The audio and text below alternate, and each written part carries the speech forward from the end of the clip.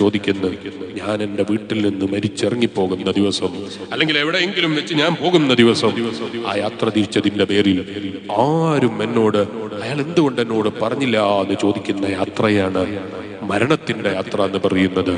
ആ യാത്ര എവിടെയാണെന്ന് എനിക്കറിയില്ല, എപ്പോഴാണെന്ന് എനിക്കറിയില്ല, എങ്ങനെയാണെന്ന് എനിക്കറിയില്ല.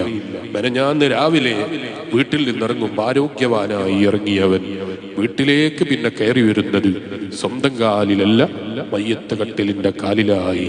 അനുഭവങ്ങൾ പറയാനുള്ള നമ്മൾ ഇത് കാണുമ്പോ അവൻ മരിച്ചുപോയി, അറ്റാക്കാണ് കാരണം എന്ന് പറയും, കുഴഞ്ഞു വീണതാണെന്ന് പറയും, രോഗമാണെന്ന് പറയും, ഹാർട്ടിന്റെ പ്രോബ്ലം ആണ് എന്ന് പറയും, പ്രോബ്ലങ്ങൾ പലതും എണ്ണിപ്പറയും.